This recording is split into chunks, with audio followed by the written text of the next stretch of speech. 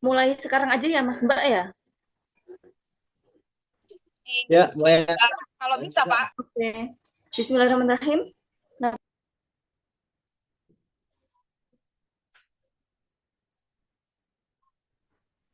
oke. Bismillahirrahmanirrahim. Assalamualaikum warahmatullahi wabarakatuh.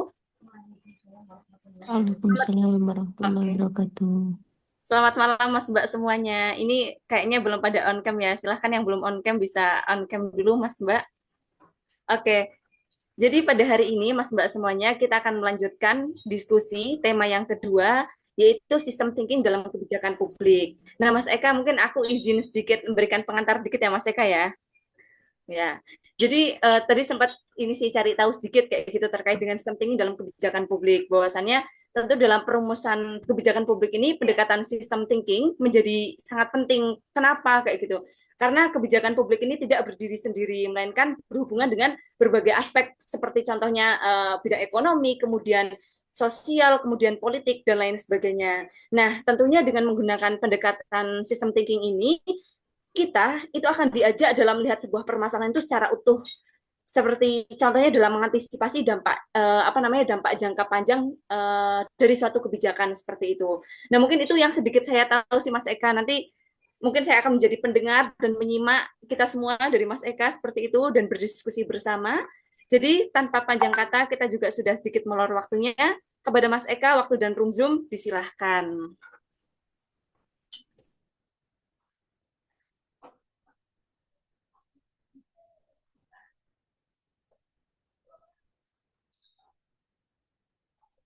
Sebentar. Suara saya terdengar dengan jelas sebelumnya. Sangat jelas Mas, jelas. Ya, terima kasih atas waktu yang telah diberikan dari moderator melanjutkan pertemuan pertama kemarin tentang kebijakan publik. Pada pertemuan kali ini kita akan mendiskusikan, akan membahas tentang sistem thinking dalam kebijakan publik. Nah, benar tadi yang disampaikan oleh Mbak Salsa bahwasanya kebijakan publik ini adalah sebuah rangkaian tuh sesuatu yang saling keterkaitan antara satu hal dengan hal yang lainnya. Nah, inti daripada sistem thinking ini menciptakan agar solusi yang ditawarkan itu tidak menimbulkan masalah baru atau masalah lain atau terjadinya salam dalam sebuah solusi perubahan. Nah, kita untuk merefresh ingatan kita tentang kebijakan publik yang pertemuan sebelumnya juga sudah dijelaskan. Jadi kebijakan publik ini tujuannya adalah untuk mencapai ketentraman atau keteraturan. Itu titik tekannya. Kebijakan publik bukan persoalan keadilan, kesejahteraan, kemakmuran, dan sebagainya, tapi tentang keteraturan. Mengapa kok bukan keadilan, kesejahteraan, dan sebagainya? Karena perspektif daripada keadilan, kesejahteraan, kebaikan, itu kan tergantung dari mana ide tentang keadilan itu muncul. Misalnya ide keadilan HAM di Indonesia tentu akan sangat berbeda ketika dibandingkan dengan kebebasan berekspresi di Thailand, di Korea Utara, di Cina. Sehingga uh, kebijakan publik tentang keteraturan menciptakan agar masyarakat teratur, harmonis dan stabil secara politik, pemerintahan dan seterusnya. Dalam konteks ini kebijakan publik kita bagi menjadi dua hal. Yang pertama yang bersifat problem solving, artinya kebijakan yang dilahirkan untuk menyelesaikan permasalahan, respon terhadap permasalahan. Misalnya dengan mengingat kondisi saat ini yang di mana-mana terjadi kegaduhan, eh, mungkin untuk melesatkan kegaduhan tersebut ada kebijakan darurat militer seperti itu. Atau ketika misalnya ada bencana alam tuh atau bencana atau krisis sosial, akhirnya dikeluarkan kebijakan untuk mengatasi permasalahan. Ada yang sifatnya adalah kebijakan forward looking atau hoping giving atau untuk kebijakan yang berasal dari sebuah harapan. Artinya ketika kebijakan itu diimplementasikan, ada hal baik yang diharapkan akan datang. Misalnya, khususnya saja bahwa kemarin tentang uh, peningkatan jumlah tunjangan yang diberikan kepada DPR, mungkin asumsi positifnya supaya kinerja mereka lebih baik. dalam menjalankan tugas legislasinya dan berupa harapan-harapan yang diinginkan dari para decision maker. Kemudian yang selanjutnya, mengapa kebijakan publik itu penting? Tadi juga sudah disinggung bahwa yang pertama kita mengarahkan pembangunan. Pemerintahan dalam konteks ini pasti punya visi, punya tujuan, punya apa yang dia ingin capai dalam periode pemerintahannya. Kebijakan publik ini sebagai sebuah arah tuh agar pembangunannya itu terjalankan. Tanpa adanya kebijakan yang bersifat publik, maka visi tersebut tidak akan mampu dijalankan. Yang kedua, kita merespon masalah yang kompleks yang tadi sempat saya singgung bahwa masalah kemiskinan, kemudian apa kesehatan dan seterusnya itu tidak berdiri sendiri, tapi saling keterkaitan dengan masalah lain. Kebijakan publik hadir untuk merespon masalah-masalah yang kompleks-kompleks tersebut. Yang kedua, menciptakan keadilan dan kesejahteraan. Keadilan dan kesejahteraan di sini yang dimaksud adalah sesuai dengan di mana kebijakan publik itu diimplementasikan. Misal, keadilan dan kesejahteraan kita sesuai dengan Pancasila, untuk menjadikan masyarakat yang ada sejahtera dan seterusnya. Kemudian mencerminkan nilai bangsa. Jadi akan sangat terkorelasi dari kultur dari mana bangsa itu yang mencapai kebijakan publiknya dan berbeda dengan bangsa-bangsa lain dalam konteks kebijakan publik. Kemudian di sini ada konsep dasarnya tuh. Kalau kita memahami sebuah sistem itu adalah sebuah rangkaian, tidak terpisah antara satu hal dengan yang lainnya. Kemudian yang kedua adalah hubungan atau integration. Itu adalah sebuah setelah dari rangkaian-rangkaian hal tersebut ada sebuah sirkular atau saling keterkaitan, saling berulang antara satu hal dengan yang lainnya. Yang ketiga adalah umpan balik atau feedback loop. Di sini yang dibagi menjadi dua, umpan balik yang dihasilkan daripada kebijakan publik ini kan pasti positif atau negatif. Hanya punya dua pilihan. Nah, ada umpan balik yang untuk bersifat menguatkan atau reinforcing, ada yang untuk menyeimbangkan. Misalnya yang menguatkan itu ada kita punya populasi yang banyak, kebijakan publik yang dihasilkan adalah menurunkan suku bunga misalnya agar masyarakat lebih tertarik untuk meminjam uang di bank untuk meningkatkan industri pekerjaannya sehingga pertumbuhan ekonomi akan tercapai. Yang kedua adalah untuk menyeimbangkan atau mempertahankan. Jadi misalnya dengan pemberian pajak agar antara produksi barang dan tingkat konsumeneritasnya seimbang. Yang kedua adalah titik konkret atau reference point. Ini menjadi titik penting dalam memahami sebuah kebijakan publik. Jadi dalam sistem thinking ini, menentukan titik poin ini sama halnya dengan menentukan di mana permasalahan atau kebijakan apa yang paling relevan untuk dicapai untuk mengatasi permasalahan-permasalahan.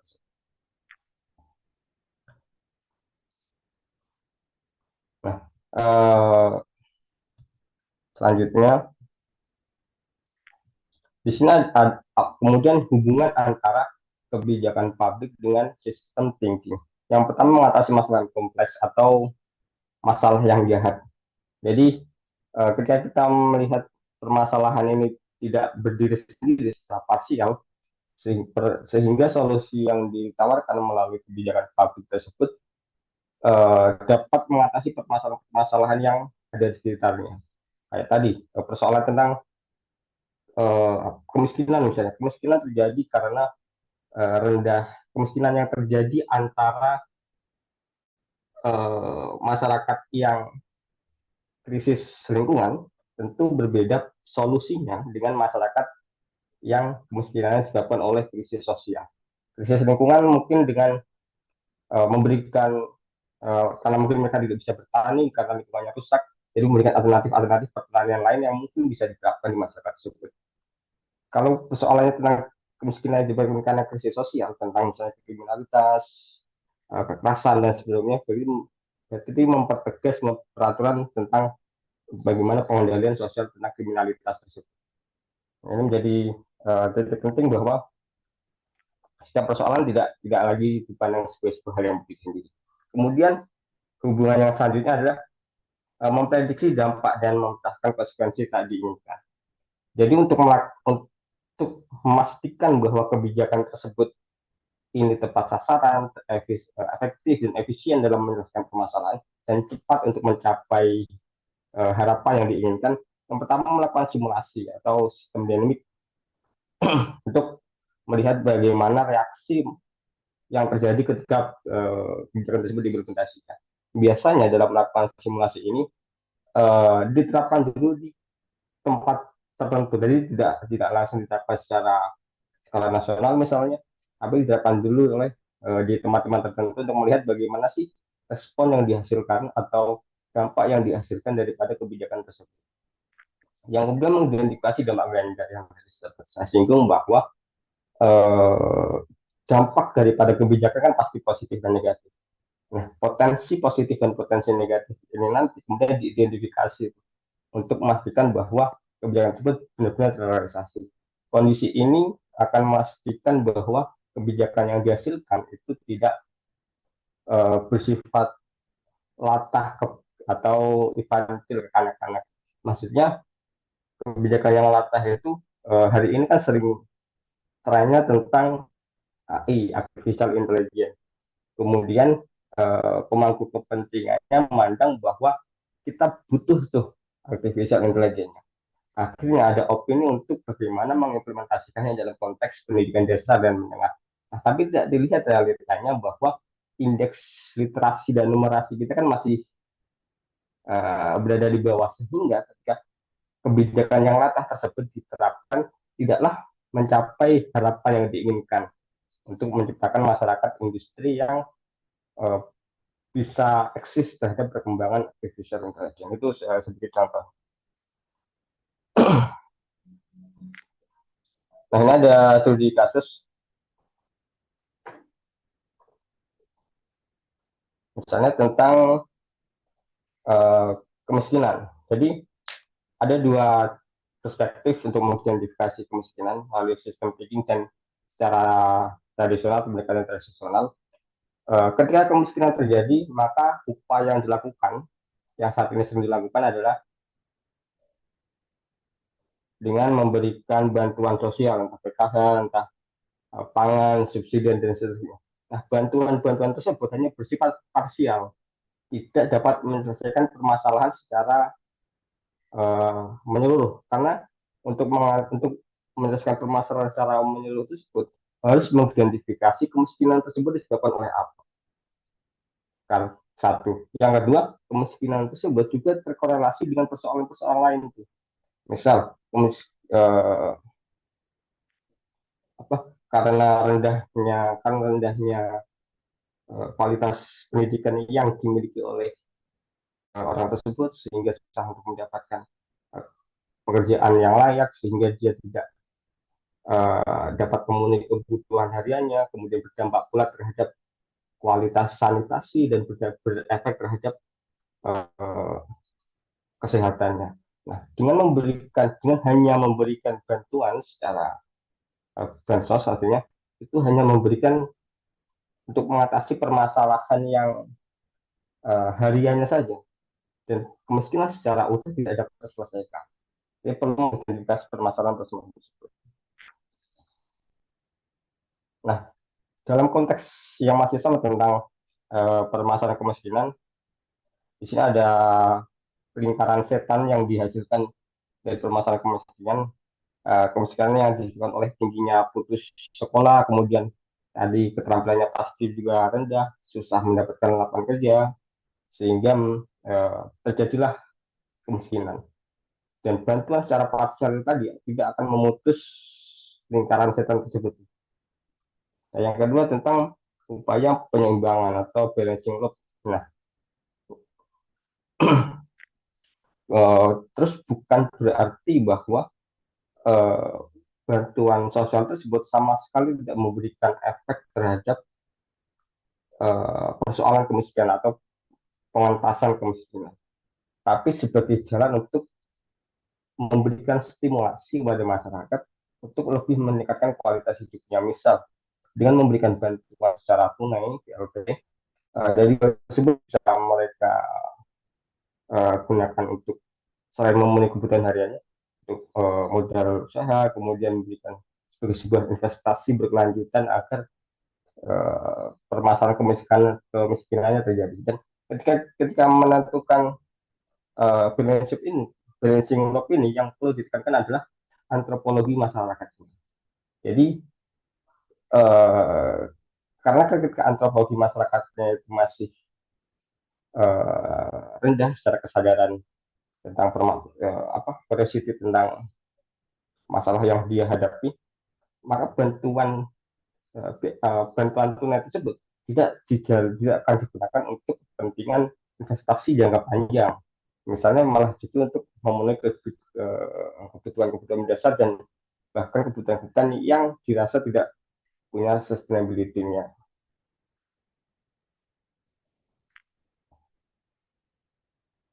Nah, cara yang paling ideal untuk memastikan bahwa kebijakan yang dihasilkan melalui pendekatan sistem thinking itu tadi tentunya yang pertama adalah mengintegrasikan data dan program.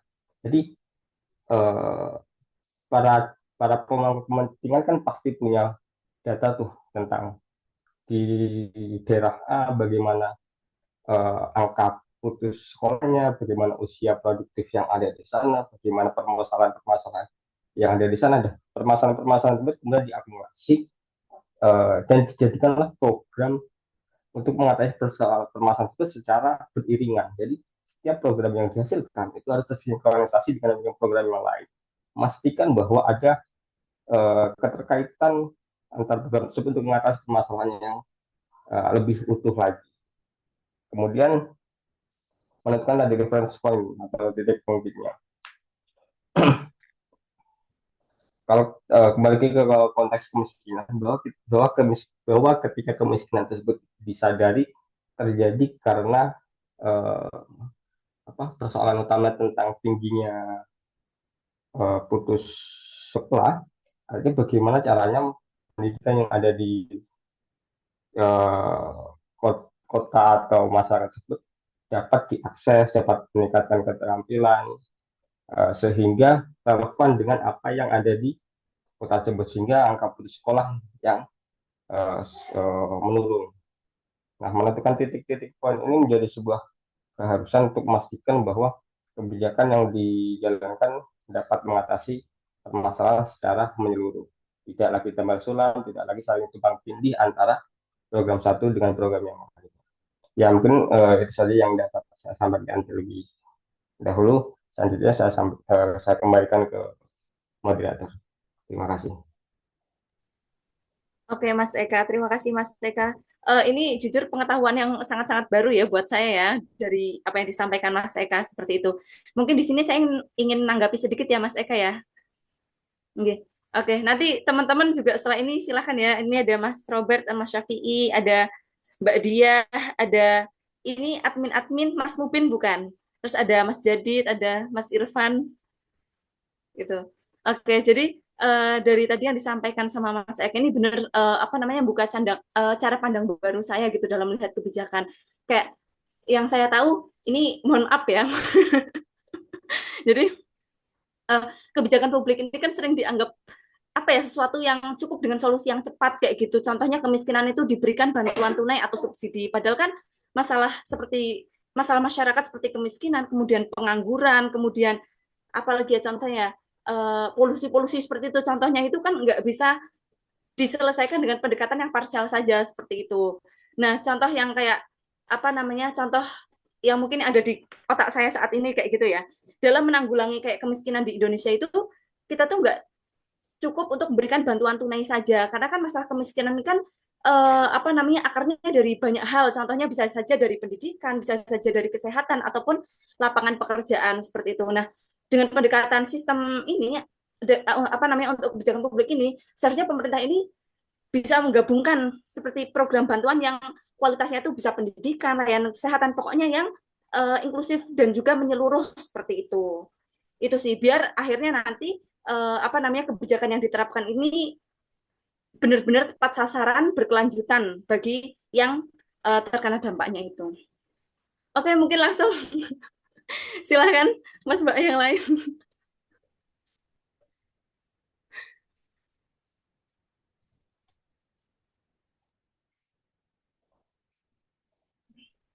Ini dosen kita sepertinya lelah sekali nih sampai rebahan ini. Pak Syafi'i. Moga Mas Syafi'i. Lemah. Mas Syafi'i. Oke, ngetik. Mungkin Mas Robert dulu, Mas Robert. Silahkan Mas Robert.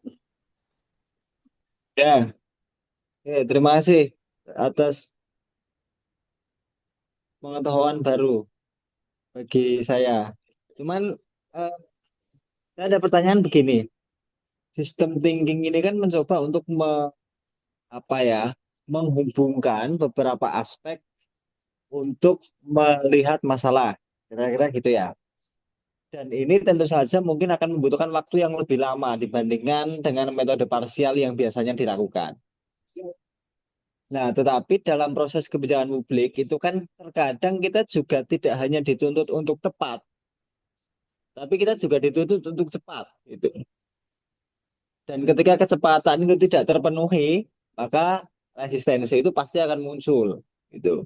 Apalagi untuk kebijakan-kebijakan yang langsung menyentuh eh, kalangan masyarakat bawah, kira-kira gitu ya. Seperti yang dicontohkan tadi. Jadi kalau jadi pertanyaan saya itu mungkin apa ya? Bagaimana caranya kemudian dengan menggunakan sistem thinking ini, selain kita meningkatkan ketepatan dalam proses apa ya, eh, perumusan kebijakan tadi itu, tapi juga tapi juga bisa mengatasi masalah kecepatan. Nah, kira-kira itu pertanyaan pembuka dari saya. Oke, silahkan yang mau menjawab. Dipersilahkan. Mas Syafi'i boleh lo ngetik. Ini sih aku Mas memberikan Eka. tadi yang disampaikan oleh Salsa ataupun Mas Robert bahwa eh, sebenarnya kita memahami sistem thinking dalam konteks kebijakan publik ini kan sebenarnya yang paling berhak untuk memahami sistem thinking dalam kebijakan publik ini kan pada decision makernya kan, agar supaya kebijakan, ya Mas Robert sebagai salah satu apa praktisi dalam konteks tersebut kan harus memahami, harus konteks sistem thinking yang paling harus memahami adalah para decision maker. Kemudian kemudian apakah kita tidak harus memahami? Jawabannya kan pasti kan tidak. Kita harus memahami tersebut agar kita dapat melihat bahwa kebijakan yang dihasilkan oleh para pemangku kepentingan ini kebijakan yang bersifat parsial atau memiliki eh, simultan gitu kan, saling terkaitan dan punya sustainability-nya. Nah kemudian ketika dibenturkan dengan permasalahan yang harus diselesaikan saat itu juga tuh, tidak tentang kecepatan tadi. Tadi saya membagi bahwa kebijakan publik ada dua, yaitu yang sifatnya itu tentang problem solving, ada yang tentang giving, hope giving atau memberikan harapan. Dalam konteks paling ideal, sistem thinking diterapkan untuk mewujudkan harapannya itu dalam konteks kebijakannya. Nah, tapi kalau untuk problem solvingnya, ketika ketika itu mendesak misalnya kayak persoalan kesehatan, beberapa waktu yang lalu kita sering diberikan informasi ada seorang anak yang mohon maaf sampai cacing tanah ada di tubuhnya sehingga dia tidak dapat tolong, kan persoalan kesehatan yang harus dilakukan saat itu juga. Persoalan tentang sanitasinya, tentang kesejahteraan keluarganya itu di keep dulu. Dan ini yang penting untuk menentukan prioritas mana yang harus didahulukan. Bukan berarti harus semua harus mengumpulkan semua data-datanya dan seterusnya. Tapi yang paling prioritas itulah yang perlu diupayakan terlebih jauh. Itu sih tak kira.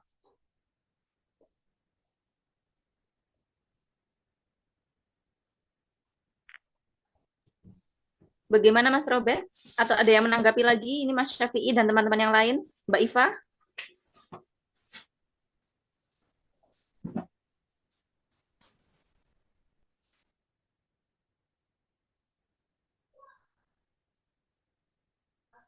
Silakan Mas Robert, ada tanggapan lagi ke Mas Eka tidak Mas Robert?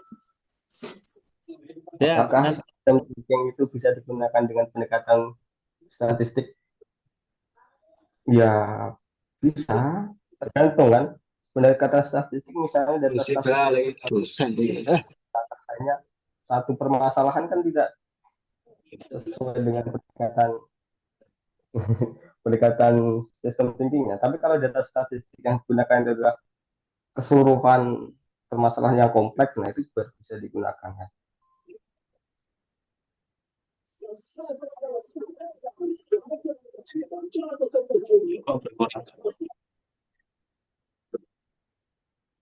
Presentasi pertama kemarin Mas Safi nggak menarik sama sekali, jadi apa peminatnya berkurang.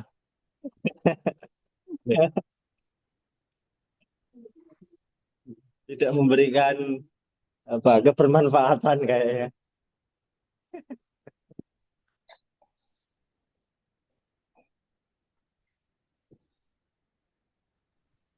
Oke, silahkan Mas Mbak yang lain. Iqbal mau komen Iqbal. Oke, Mas Iqbal, silahkan Mas Iqbal. Saya belum tahu ini bahas apa. Kebijakan publik, sistem thinking dalam kebijakan publik. Nah, kamu kan kemarin ngajar kebijakan publik. Oh ini.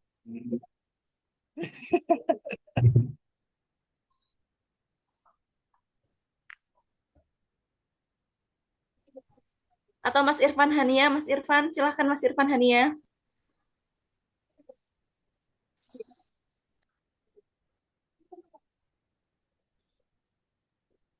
Lanjut, nyambi nih.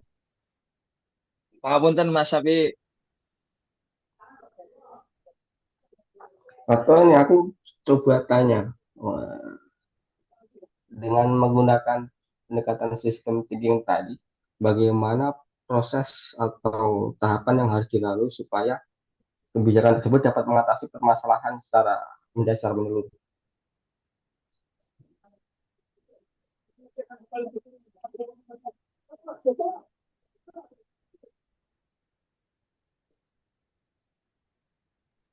Ini Mas Syafi'i lagi ngetik kayaknya ini.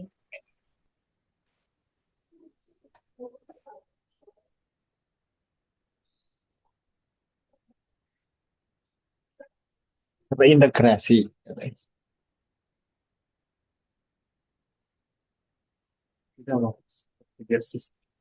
Ini sudah dijawab sama Pikir Syafi'i ini di contohnya, room chat. contoh sederhananya adalah kayak melihat pohon dan hutan. Jadi sistem thinking itu melihatnya kayak hutan, cuma pohonnya. Ini lebih luas. Hubungannya.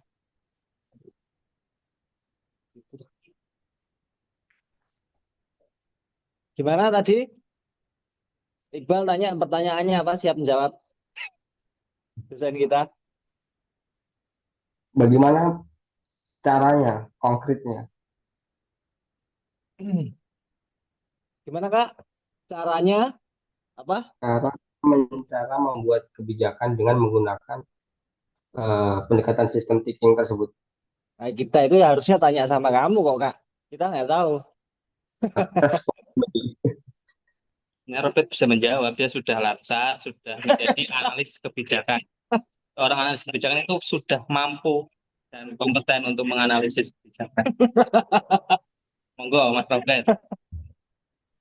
Nah, monggo Mas Robert, monggo. Wah, ini aja kita pertanyaan nih.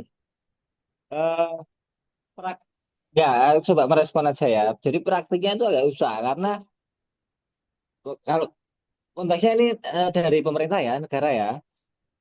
Jadi budaya kerja di kementerian itu sangat buruk sebenarnya. Jadi semangat apapun kamu masuk, ya kan? 3 hari kamu berangkat ke kantor tuh hari keempat sudah nggak punya semangat lagi.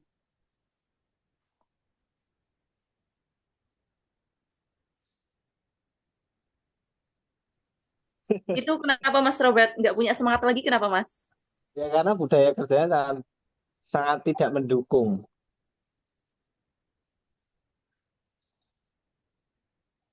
Jadi kan kalau kita masuk gitu ya, kan kita sebagai yang paling senior tuh, pasti senioritas itu kan ada, ya kan? Nah, junior itu kan pasti dipersepsikan sebagai orang yang tidak memiliki kemampuan, yang belum memiliki kemampuan, hanya memiliki semangat, gitu ya. Ya, jadi biasanya pekerjaan-pekerjaan itu nanti diberikan kepada yang baru-baru, nanti kemudian yang senior mengklaim pekerjaan itu. Nah, begitu-begitu. Dan kita melihat setiap harinya itu kita melihat kemalasan-kemalasan yang terjadi itu, sehingga ya pikirannya adalah ngapain kita capek-capek kerja, nggak dapat kredit juga. Yang malas-malas justru mendapatkan apa ya, benefit dari apa yang kita kerjakan. Robert lagi curhat. Ya ya itu cerita pengalaman aja.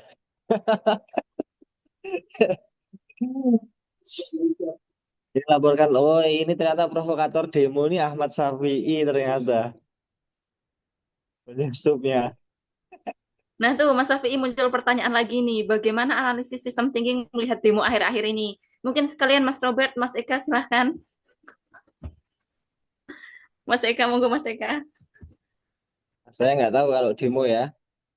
Saya udah nggak terlalu aktivis. Nah, yang masih aktivis-aktivis itu kan kayak Kak Salsa ini yang jadi ini yang bisa merespon tuh. Sebenarnya ini mungkin pertanyaannya bukan bagaimana sistem thinking melihat sistem thinking dalam konteks kebijakan publik kan yang sedang kita bahas.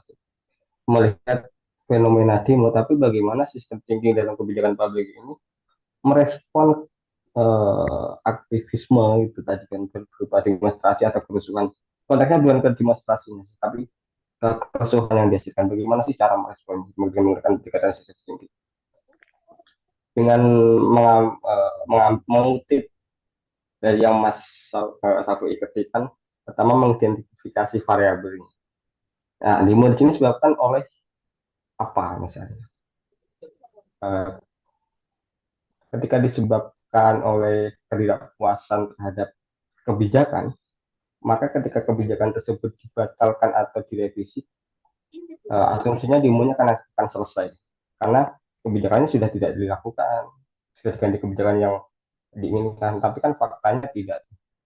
Makanya ketika konteks kebijakan yang sudah diubah, ada beberapa yang dinonaktifkan, ternyata kerusuhannya masih ada. Sehingga kita dapat mengambil kesimpulannya bahwa permasalahan demonstrasi atau kerusuhan yang dihasilkan yang saat ini terjadi itu bukan lagi persoalan tentang kebijakannya, ketidaksukaan terhadap kebijakannya, tapi ketidaksukaan terhadap pemangku kebijakannya.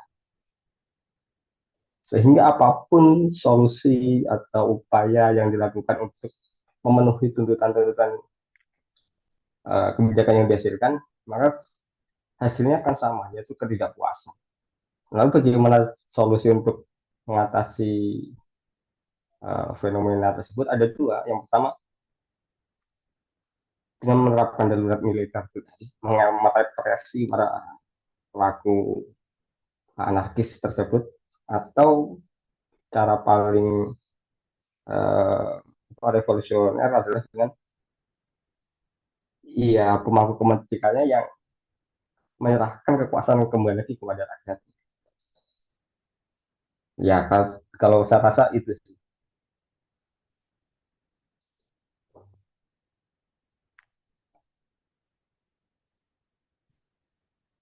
Oke, ada tambahan teman-teman. Ini Mbak Diah sempat berkomentar ini. Mbak Diah, silahkan Mbak Diah.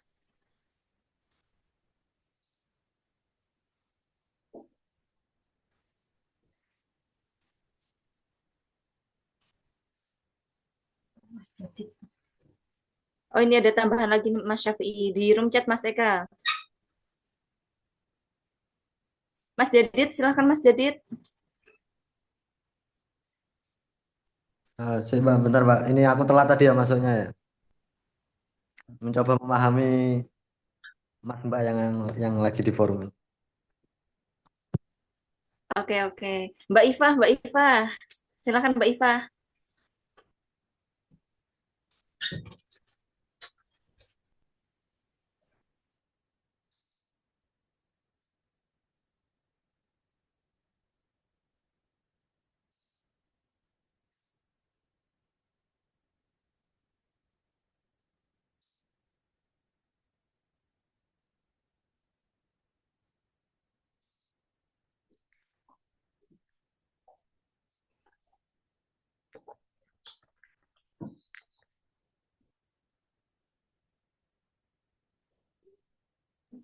Itu ada pertanyaan baru dari Mas Syafi'i. Apakah semua masalah bisa dianalisis menggunakan sistem thinking? Monggo, Mas Eka, Mas Robert, ini ngobrol. Dijawab coba forum capel.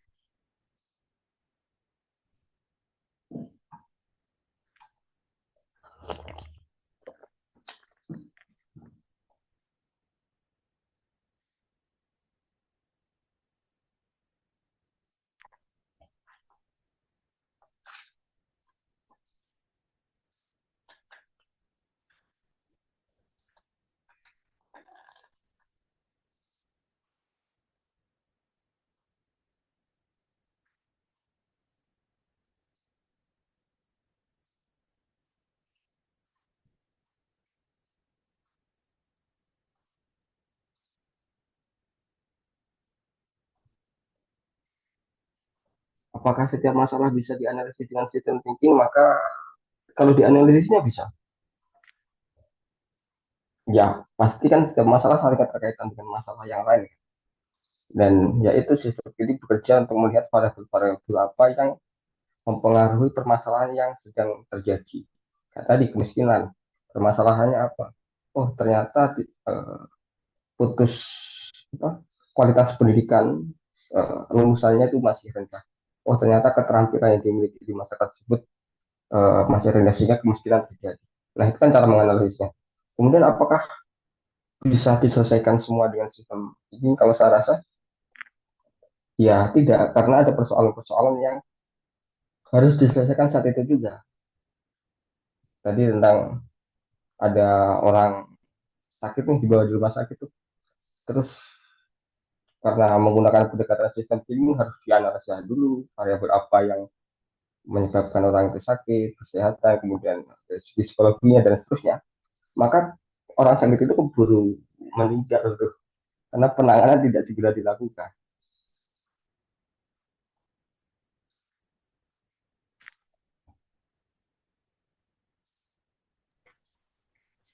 Oke, bagaimana Mas Syafi'i? Nah, ini ada pertanyaan lagi nih. Ini pertanyaan semua ya. Pertanyaan lagi dari Mas Iqbal. Apa beda berpikir sistem dan berpikir kritis? Mas Syafi'i kayaknya perlu jawab deh ya Mas Eka ya. Iya.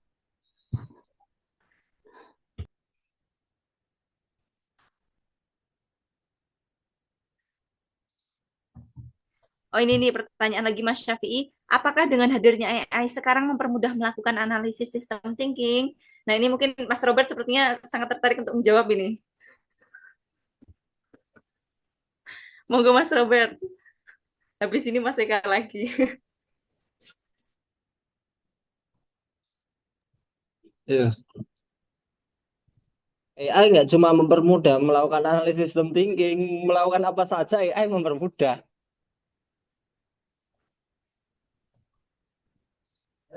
Gimana Pak? Diskusi Mas. Mas Syafi'i.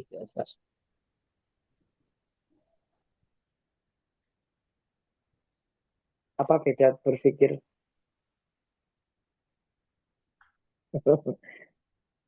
Apa beda berpikir sistem dan kritis? Ya, bisa sama aja sih atau beda? Ya, kalau Yang berpikir sistem itu, kalau berpikir kritis apa? yang kritis belum tentu sistematis.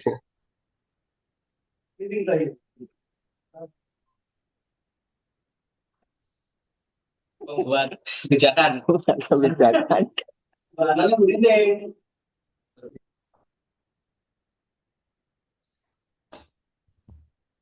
Tapi dengan sudut pandang sistemnya. Oh, sistem bukan sistematis. Memandang sesuatu itu dengan ini itu sistem. Sistem apa ini? Sistem Ya, itu tata negara. semuanya maksudnya sistem itu kan semua saling terkait. Terus ya, jadi kebijakan itu dipandang dari sudut pandang. Jadi yang menyeluruh, secara menyeluruh. Oh, efek kotel dari kebijakan. Nah, ini bukti bahwa AI sangat memudahkan ya. Benar sekali, langsung panjang ya. Tapi nggak tahu apakah memudahkan sekaligus mencerdaskan atau tidak. Ini nggak tahu ya. Memudahkan belum tentu mencerdaskan tapi ya. Ada pembuat kebijakan. Tapi itu tapi tadi tapi gimana? Loh, tapi AI itu mencerdaskan kan? Ya. Diskusimu kan nggak mendidik begitu, Saf. Langsung tarik. Diskusimu nggak mendidik begitu kamu itu. Diskusi DR bahan man. Oh, no kan? Orang niat. Piye to, Saf, tamu. Niat to. Mendengarkan Piye, Saf, aku pemateri. kayak prolog apa mau? Kebijakan B. Berpikir Ya, sistem. silakan Eka jelaskan lagi biar Mas Aji bisa mengikuti sebagai pengambil kebijakan. Jadi ini Mas yang kita diskusikan itu tentang bagaimana kebijakan tersebut Di-share screen lagi mungkin nggak apa-apa Kak?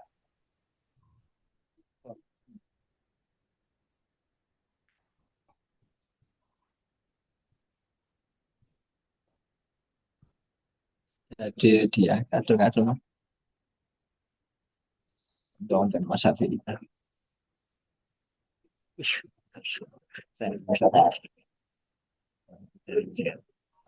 ya ini Mas. Jadi intinya itu tentang bagaimana kebijakan tersebut itu dihasilkan.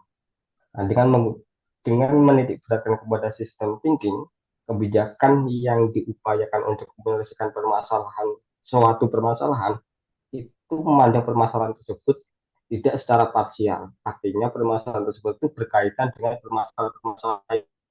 Nah, sistem thinking ini memberikan sebuah kerangka untuk memahami permasalahan yang kompleks agar kebijakan yang dihasilkan itu tidak tumpang tindih, tidak tambal sulam, dan bisa menyelesaikan permasalahan secara holistik. Nah, maka sistem thinking itu diperlukan. Nah, kurang lebihnya seperti itu. Sistem simulasikan reaksi kebijakan minimal yang risiko permodalan. Sampai ceritakan aja Mas, bagaimana proses pembuatan kebijakan itu, apakah dilakukan melihat semua aspek, apa hanya sebatas ya udah ini ada pesanan ini buat ini. Oh, dikit lah ya. Ini aku bukan pemateri sebenarnya, sedikit menanggapi aja Pak Eka sama Pak Safi sebagai dosen ya, tapi itu kan dosen. Jadi gini, ini aku sudut pandang legislatif ya. Kalau kebijakan-kebijakan di ranah kita ngomong KRI begitu ya, ngomongin KRI kita ngomong fungsi kenegaraan dulu, tata kelola negara.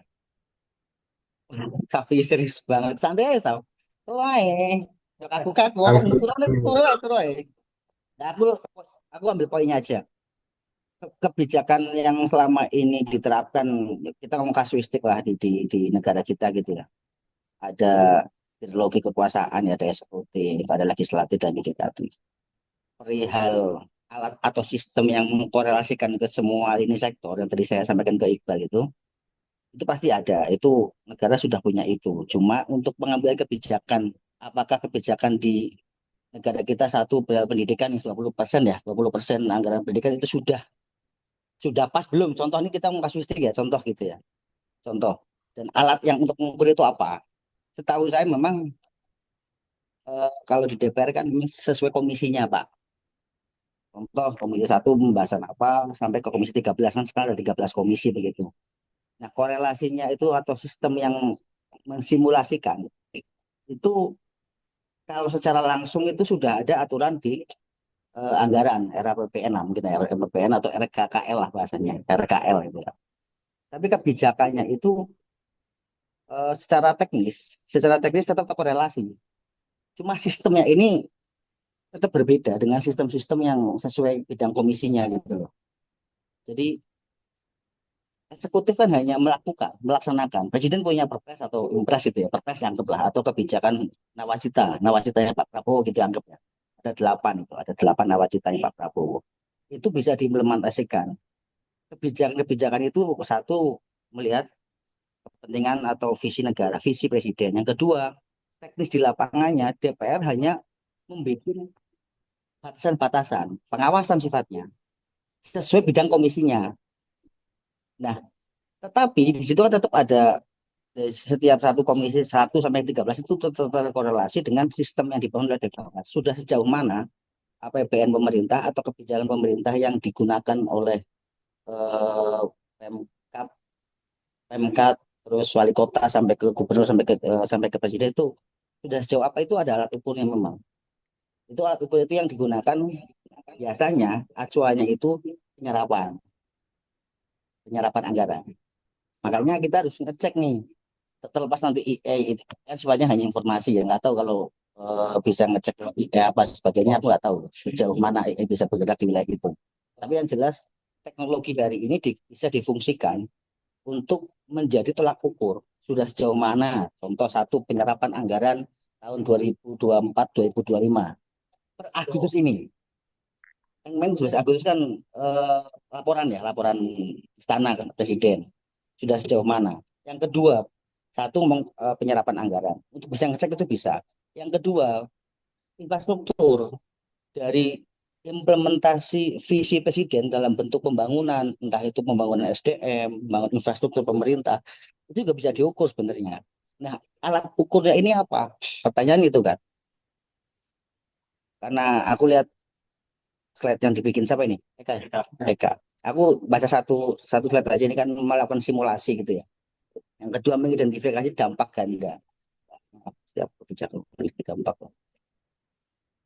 Nah, alat ukurnya ini sebenarnya simpel, Mas. Kalau aku bukan menyederhanakan tidak, tapi satu penyerapan anggaran. Masih nanti akan muncul pertanyaan. Karena selama ini anggaran dihabiskan itu hanya untuk ya mohon maaf ya, hanya penggajian karyawan apa dan sebagainya. Bukan ngomong penyerapan di dunia kerja contoh. Kita bisa ngukur itu. Lah, ketika saya nyambung yang disampaikan Pak Robert tadi, IA itu atau apa sih bahasanya sekarang? IA itu bisa untuk mengecek penyerapan anggaran kebijakan untuk pengentasan kemiskinan contoh sudah berapa persen, pendidikan berapa persen, tenaga kerja berapa persen, dan faktanya hari ini malah banyak PHK kan begitu. Jadi harapannya adalah ketika bisa mensimulasikan, ketika bisa menggunakan IT atau IT atau apa namanya itu, tapi juga perlu dengan rasa. Tadi saya baru diskusi dengan Pak Fuad. Fuad itu salah satu orang yang firm di bidang pertanian. Itu mendiskusikan perihal yang disampaikan Ferry Irwandi tadi malam. Soal algoritma ya, kita nyambung ke sana karena ngomong sistem ngomong teknologi lah bahasanya. Yang disampaikan Pak Fuad begini, yang disampaikan oleh Irwandi itu benar secara algoritma yang sudah terhitung. Ya, itu juga bisa dipakai oleh pemerintah sebenarnya beberapa alat sistem begitu untuk mengukur sudah sejauh mana program penyerapan pemerintah terhadap tenaga kerja, APBN dan lain-lain. Yang kedua terus bisa untuk mengecek perihal eh, situasi kondisi dan lain-lain atau dampak kebijakan-kebijakan yang sudah ada, yang sudah dilakukan maupun yang belum dilakukan itu bisa dengan menggunakan itu. Tapi soalannya adalah rasa itu yang tidak dipunyai ketika ngomong sistem AI dan sebagainya. Nggak ada sentuhan-sentuhan rasa ketika ngomong pembangunan. Nggak ada. Tapi dalam sistem pengawasan, saya sepakat. Untuk controlling pemerintah, apa dan sebagainya, ngomongin data dan lainnya, saya sepakat. Nah, sistem ini sudah ada sebenarnya. Cuma ya, otomatis tidak menjadi bahan publik ya. Tapi yang jelas itu menjadi tolak ukur. Sudah sejauh mana pemerintahan Presiden Prabowo, contoh ya kita mau kasih dari ini Pak Prabowo, dilihat dari ini baru berarti berapa sudah hampir setahun lah ya, 100 hari lah ya, 150 harian. Sudah sejauh mana program Nawacita berjalan di semua lini sektor, entah pendidikan, tenaga kerja, dan lain. Mungkin itu. Kalau aku CV pasti akan berbeda dengan Pak Safi yang mengenalnya akademisi. Kalau kita kan kepentingannya kepentingan kemaslahatan. Gitu. Guyon, guyon. Lanjut, lanjut, lanjut. Itu sih, Kak Eka. Oh, oke. Ya, ini sampai Oke, Mas Syafi'i, monggo Mas Syafi'i. Aku cuma nambahin aja. Jadi ya tadi yang dimain Mas Adi dalam apa namanya politiknya atau ya, kalau udah ngomong ke masyarakat itu udah nggak udah apalagi pakainya multiple maslahatnya Gus Ulil itu ya udah tambah rumit lagi. Nah, aku cuma mau nambahin aja kembali ke Eka tadi. Berarti bahwa di dalam sistem thinking itu sebenarnya titik tekannya ada di leverage point ya. Ada di titik variabel yang dianggap paling berpengaruh gitu. Jika dia diubah akan mempengaruhi keseluruhan sistem. Itu aja sih sebenarnya titik tekan di sistem thinking. Tadi ya, variabel, causal loop diagram dan sebagainya. Kan ini struktur teori di dalam sistem thinkingnya. Kemudian kalau diimplementasikan di dalam kebijakan, di dalam mengambil kebijakan kepada sektor, ya, tadi identifikasi variabel, kemudian bentuk diagram loop, kemudian identifikasi leverage point-nya. Leverage point itu yang kita beri kebijakannya. Soalnya nanti kita menentukan leverage point-nya, nah itu bisa berdebat itu.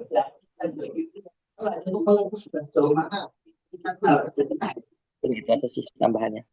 Ya, kembalikan ke Eka. Oke, monggo Mas Eka. Oh, Mas. Oh, ini ada pertanyaan lagi nih Mas. Dari Mbak Diah Khairunnisa. Mungkin Mbak Diah mau on mic, Mbak Diah, silahkan.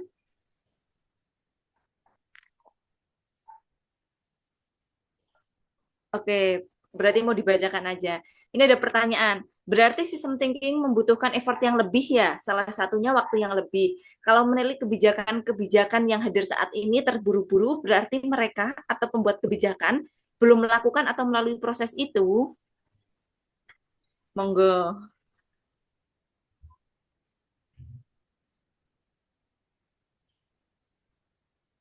Mungkin Mas Eka dulu. Silahkan Mas Eka. Ya, kita mengasumsikan bahwa setiap kebijakan itu berasal dari risetnya terlebih dahulu kan. Asumsi positifnya. Ketika kebijakan itu muncul ya pasti ada pertimbangan, ada pengumpulan informasi, data, dan seterusnya sehingga kebijakan tersebut diimplementasikan. Nah, cuma yang menjadi persoalannya apakah kebijakan yang diimplementasikan tersebut tadi yang singgung Mas Syafi'i sampai ke titik reference point-nya atau tidak, kan itu yang menjadi titik tekannya. Kalau misalnya dipandang bahwa kebijakan ini terlalu cepat, sporadis, tadi yang saya bilang latah dan seterusnya, berarti kan ada masalah dalam logika logika pengambil kebijakannya. Kalau kita merasa ada permasalahan semacam itu.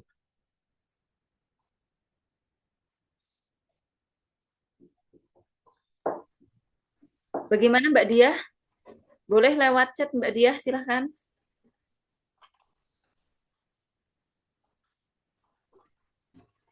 Atau ada tambahan dari Mas Robert, Mas Syafi'i? Teman-teman yang lain, Mbak Iva, Mas Jadid? Admin-admin? Tadi jadi udah on cam. Ayo Jadid. Ngomong. Mau apa Mas? Pertanyaan Mas. Berdasarkan sistem thinking itu, kenapa pengambil kebijakan kita itu tidak menggunakan sistem thinking? Kata siapa tidak? Ya, aku bingungnya ini, apakah sistem thinking itu salah satu yang paling bagus atau kondisional sih sebetulnya? Kita menggunakan ini, Mas.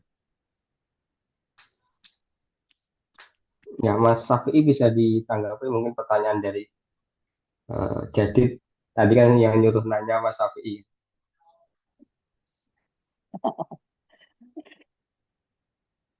Ya, kalau kondisional nggak kondisional itu ya tergantung orangnya ya. Maksudnya akhirnya kan kalau sebuah kebijakan itu kan tergantung si pelaku pengambil kebijakannya gitu. Yang kemudian tentu namanya kebijakan itu tidak bisa dilepaskan dari struktur kekuasaan gitu. Dan struktur kekuasaan itu dibentuk oleh struktur politik kan kayak gitu. Akhirnya kan seperti itu.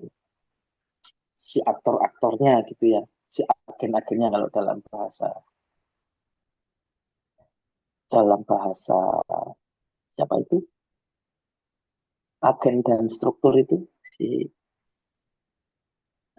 siapa lupa kotor ya itulah. Berdua, Pak. Itu maka dalam hal ini hmm, sistem ini itu ya semacam metode ilmiah aja, metode ilmiah di dalam pengambilan kebijakan atau di dalam analisis sih sebenarnya nggak hanya pengambilan kebijakan saja, dalam analisis apapun untuk melihat sistem, gitu. Melihat sebuah permasalahan sebagai sebuah bagian kecil dari sebuah sistem kayak gitu. Itu sih. Yang kemudian tadi kata kuncinya ada leverage point, ada causal loop, wicked problem tadi yang disampaikan Eka di presentasi. Itu istilah-istilah itu kata kunci di dalam sistem thinking.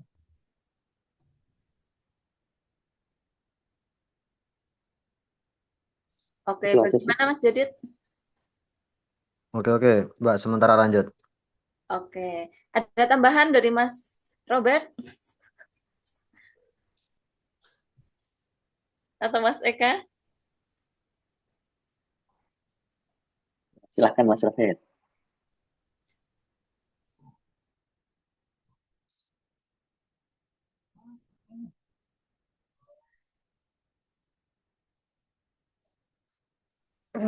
Ini apa Mas? Gambar ini apa Mas? Hasil AIMC. Ya tahu sih hasil Aku AI. nyari di Google. Oh, nyari Nah, itu Google. aku nyari di Google. Nah, saya ingin Contoh. saya ingin membuktikan apakah AI itu mencerdaskan atau tidak, kira-kira gitu. Aku itu nyari di Google contoh causal loop diagram di dalam sistem thinking itu ada yang kayak gitu. Mungkin bisa didiskusikan bersama. Kira-kira titik leverage point-nya ada di mana kayak gitu.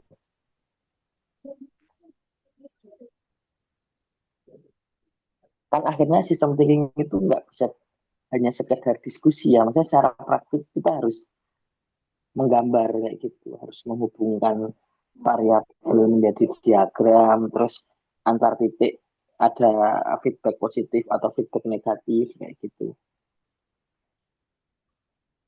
Kalau satu naik, satu turun, dan seterusnya jadi sistem yang kompleks. Dan kemudian mungkin kalau misalnya dimungkinkan menggunakan pendekatan statistik, kemudian kita bisa tahu titik leverage point-nya ada di mana, kayak gitu. Titik paling utamanya ada di mana. Lah, menurut sampean Itu itu di mana itu? Dari gambar yang sampean kirim. yang warnanya beda lah. Itu sudah Lanjut. jelas. Menurut penulisnya ya. Itu contoh aja, contoh. Atau mungkin kalau ada yang Bisa nyoba lah nyari ya. di Google, mungkin ada artikel-artikel ilmiah yang Kamu berarti melakukan gini, Saf. analisis Saf, kalau aku lihat thinking gitu. gambar yang kamu tadi apa tampilkan itu, kamu ngambil sedikit-sedikit teorinya Habermas lah ya. Iya. Melakukan keseimbangan, menghilangkan dominasi, begitu maksudmu? Oke, eh, di gambar itu tuh ya, Pertama, ini kan aku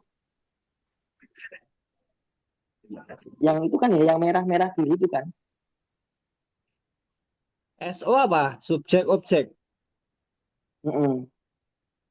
Mempengaruhi. Jadi itu mempengaruhi satunya kayak gitu. SO yang dipengaruhi. Hmm. Oh, Kan garis arah garisnya kan. Dan sebenarnya kalau yang lebih kompleks ya ini karena ini pendekatan ilmiah ya. Jadi mungkin akan riset kalau itu yang riset beneran itu akan sangat banyak titiknya. Itu hanya untuk melihat kemacetan di Jakarta itu hubungan variabelnya apa saja gitu. Yang kemudian gambar itu disebut causal loop diagram.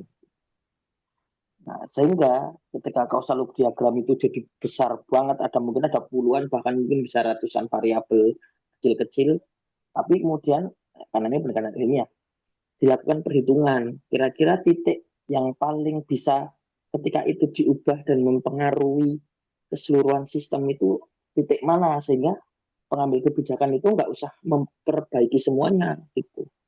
Cukup perbaiki satu atau dua titik, bahkan mungkin cukup satu titik saja. Sehingga dia bisa secara efek, domino efek, berpengaruh ke variabel-variabel lain. Ketika melihatnya sistem thinking tadi. Berarti nanti ini Misalnya, kira-kira ada pembobotan variabel gitu, Mas. kalau makanya kemudian aku tadi nanya, mungkin nggak ya dilakukan secara statistik kayak gitu. Karena akhirnya harus dihitung. Akhirnya kan teknokratis itu kan tentang angka. Nggak bisa yang lain gitu. Kembali ke awal ya, teknokratis dan ideologis di awal ya. Ke pertemuan pertama, teknokratis dan ideologis. Karena kalau pendekatannya teknokratis ya angka, kebijakannya angka. Tentu tidak bisa 100% teknokratis, harus dipengaruhi ideologis tadi. Ya, kita sudah Ya, diskusi di tapi pertemuan yang lalu. tapi angka kan tidak sepenuhnya bisa mewakili kenyataan kan. Betul. Ya betul. Ya makanya kan kemudian ideologis teknokratis lagi kan akhirnya. Atau gimana cara mengkuantifikasi itu kan permasalahan sosial tersebut, Mas. Misalnya kayak gini. Kita berbicara tentang tadi kemacetan misalnya dicontohkan. Ternyata ada variabel lain yang menyebabkan kemacetan. Salah satunya adalah Jalan, apa, lebar jalan. tentang ruas jalan yang sempit misalnya. Nah, bagaimana cara mengkuantifikasi variabel ruas jalan tersebut? Ya ukuran jalannya dan jumlah motornya kan bisa dikuantifikasi. Pemerintah kan Nggak, pasti punya jumlah motor di daerah itu berapa, ukuran Maksudnya ruas bukan jalan itunya, Mas. berapa, terus Mungkin maksudnya adalah bagaimana pembobotan itu dibandingkan variabel-variabel yang lain gitu loh. Bukan masalah ukuran jalan dan motornya.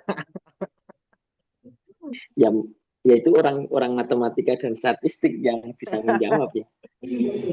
Nah, ini wajah-wajahnya kayak orang matematika nih. Dia Wis tahu meta pasti jumlah jumlah jerawat di wajahnya itu dia pasti menghitung itu. Dan jerawat mana yang mempengaruhi jerawat yang lainnya. Leverage jerawatnya lah. Jangan body shaming, guys. Gimana dokter PEP harus bisa menghitung. Gitu kan. Dokter PMI masuk gesong hitung. Ya kan dosen ada PEP no mas, dosen ini sing itu no. Aku MP kok. Ya pindah.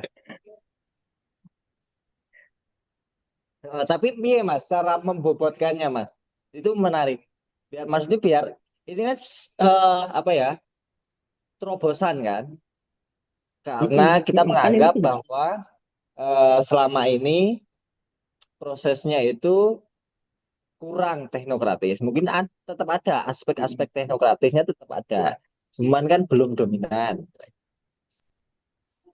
Nah, tapi kira-kira gimana untuk bisa memberikan pembobotan dari masing-masing variabel yang mempengaruhi apa namanya apa leverage point-nya? Apa ya berdasarkan apa? Apa kalau di ini kan ada tingkat pengaruhnya itu kalau apa kan variabel mempengaruhi ini di SEM-SEM itu loh. saya SEM, Faktor loading. faktor loading. Apa gitu. menggunakan itu, Mas? Tapi kan kalau bisa nggak kalau kayak gitu?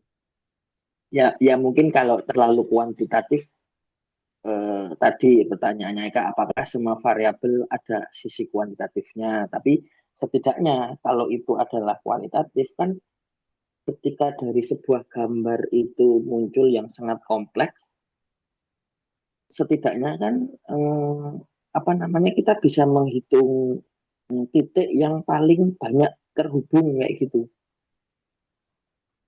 Apa ya istilahnya? Titik sentralnya kan, degree centrality-nya itu kan bisa dihitung. Misalnya ada gambar sistem, gambar ini kan yang disebut gambar sistem itu kan, causal loop-nya itu kan kompleks, mungkin puluhan bahkan ratusan titik variabel gitu ya, kompleks. Terus kita cari titik-titik sentralnya ada di mana kayak gitu. Berarti kayak ini loh, Itu hasilnya kayak visualisasi in vivo gitu, yang lingkaran-lingkaran itu. semacam itu gitu. Ya betul lah, boleh lah dianggap gitu ya. Tapi setidaknya dari gambar yang kompleks itu kita bisa tahu titik-titik ininya, sehingga uang kita, energi kita, misalnya si pejabat itu kan punya uang, uangnya itu bisa digunakan dengan tepat kayak gitu. Karena Indonesia negara terbatas ya energinya, uangnya ya itu, uangnya bisa digunakan tepat, ditaruh di tempat yang tepat. Nah, menurutku dari beberapa bacaanku terhadap riset-riset sistem thinking yang sementara ini, titik leverage point Indonesia itu ada di dua hal, Apa, Mas? education sama health, sama AI. Education sama apa? Sebenarnya bukan hanya Indonesia sih, dunia ini gitu, biar nggak kiamat. Itu yang risetnya MIT itu loh, yang pernah tak share, yang sering diomongin Sabrang itu kalau nggak salah ada 3 titik. Nomor 1 health, kesehatan. Nomor 2 education. Nomor 3 teknologi atau AI dalam hal ini. Maka kenapa Syafi'i sangat AI center dan AI based, itu karena agar titik riskan di dalam leverage point kehidupan ini gitu. Ya, ya, ya, ya, ya, ya, ya. Berarti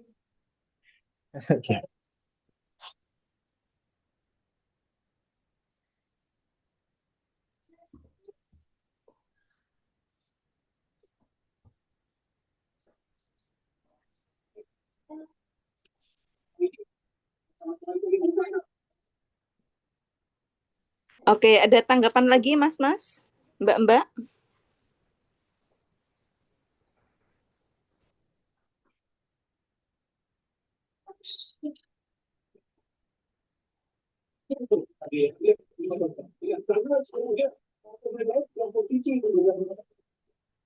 Oke, cukup ya.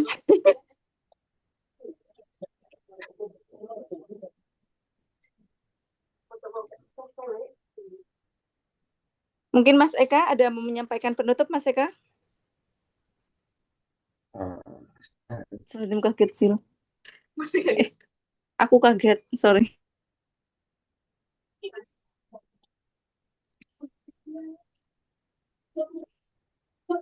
Bagaimana Mas Eka?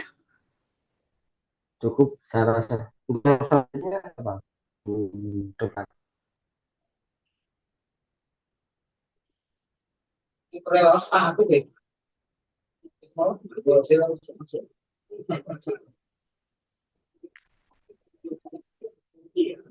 Oke, cukup ya Mas Mbak semuanya ya untuk hari ini ya. cukup. Oke, baik Mas Mbak, terima kasih untuk Selanjutnya? diskusinya. Gimana tema selanjutnya? Aku.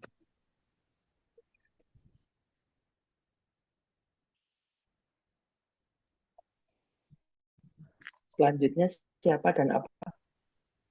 Selanjutnya apa ya?